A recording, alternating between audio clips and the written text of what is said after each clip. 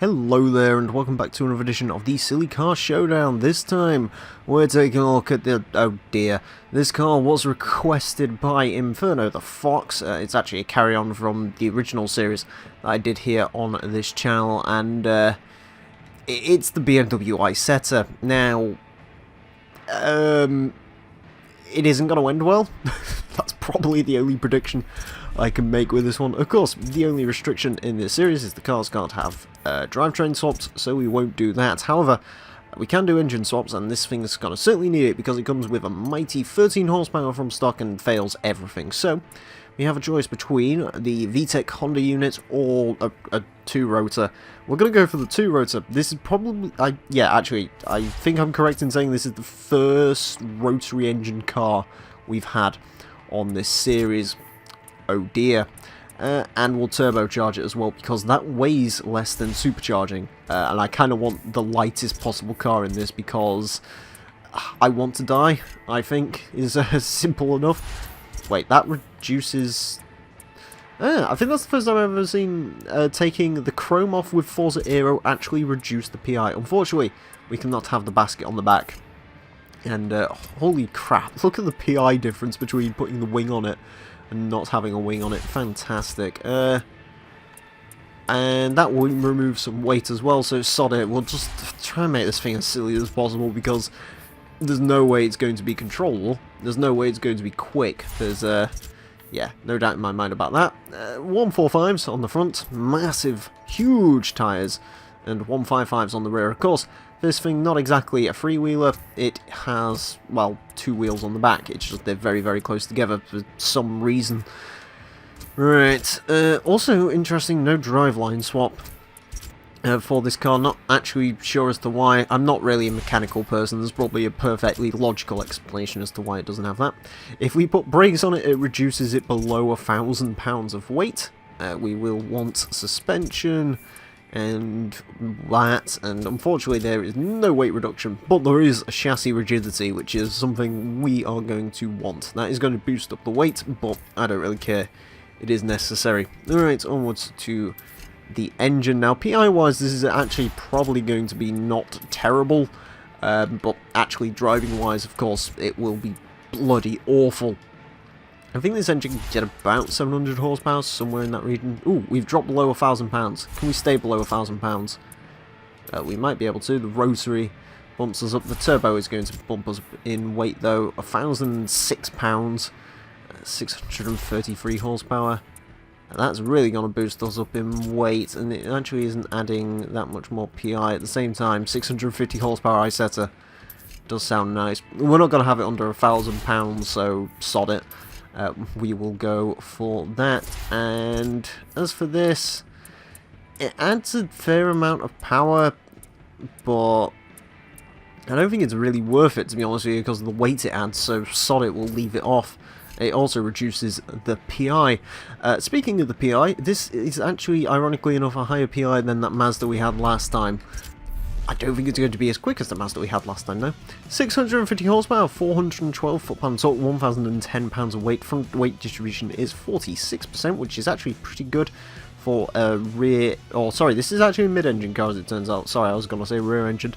Yes, S768 PI, mid-engined rear drive. There's no saving me. It's going to kill me. It is going to literally kill me. Alright, we are on track with the little Isetta. It is going to get 7 laps to set the best time it possibly can. Our current leader is the BMW White V10 at 46.066. The Isetta is clearly going to beat that.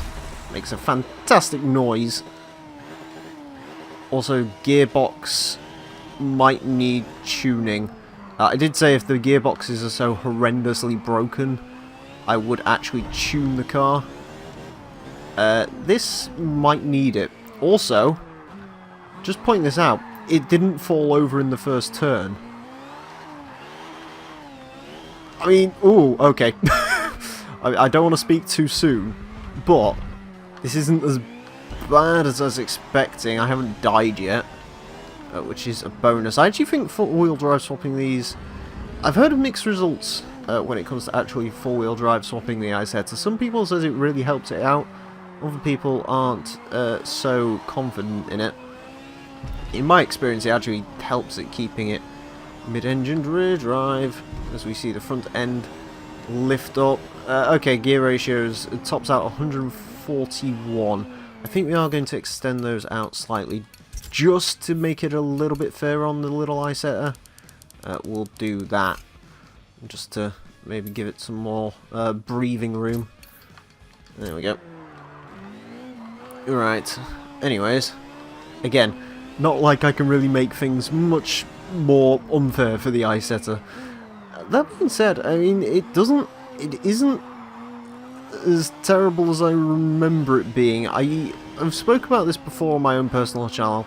In Forza 7 it feels like they've given race tyres a lot more grip than they had in previous games, and I do think that's actually helping the Isetta. I know Forza can be weird with grip sometimes, whereas sometimes it can actually be better to have not as much grip because the car can't really grip roll or have weird physics. I like what the Isetta's doing. Don't know if that's true in this game or not. 53.389 on its first flying lap.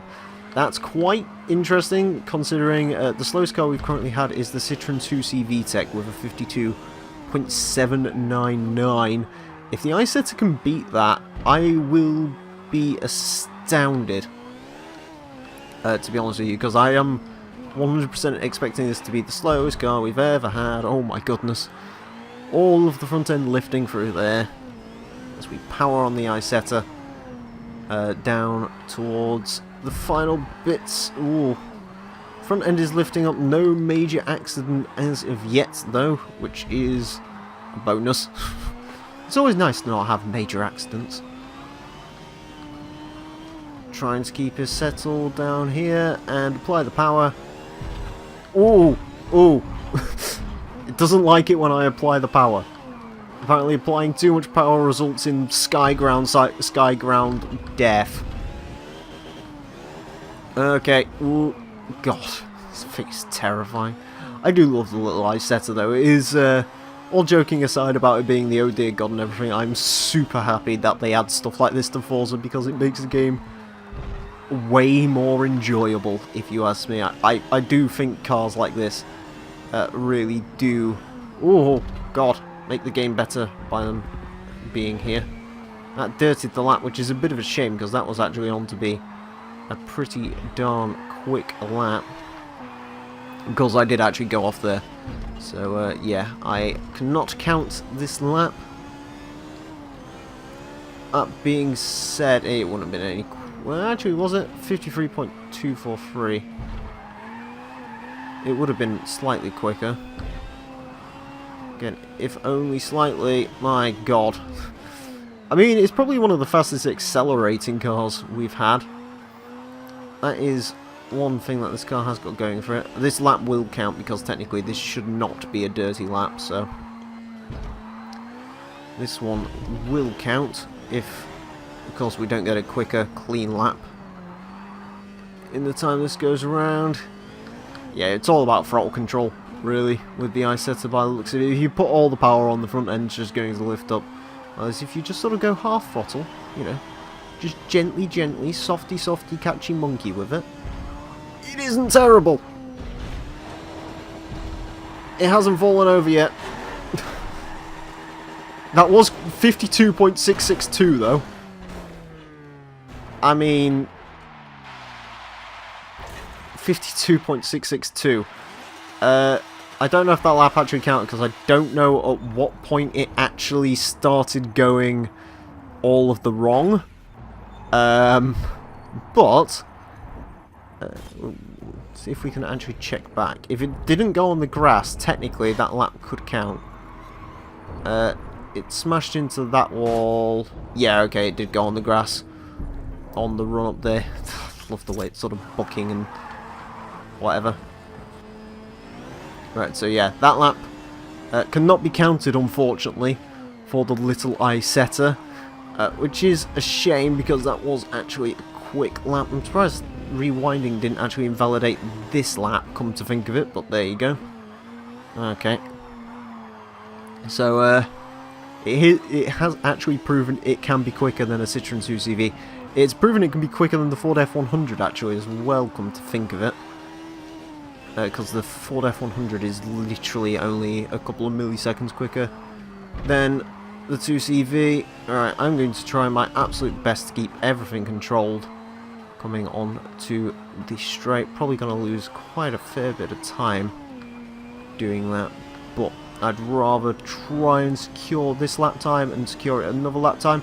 Run to the line at 52.301. It is officially quicker than a Ford F100. Fantastic. Oh god. Can it go any quicker though? That's the question. I honestly do think if it wasn't for the front end lifting, this could be like a horrifically quick car.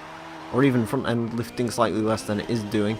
Because, yeah, like, the amusing thing is it's not actually that terrible when it comes to driving impressions. It is, I mean, other than that bucking thing it does, like, when you're actually just sort of driving at a half throttle, it's not terrible. A bit of understeer, bit of all of the steers, actually, to be honest with you. But I have driven worse. I have driven much worse. As we rush it to the line, sod it, just press the power down, see what happens. 52.301 will be the final time for the little BMW Isetta. 52.301, my god. Believe it or not, that doesn't make it the slowest car we've ever had.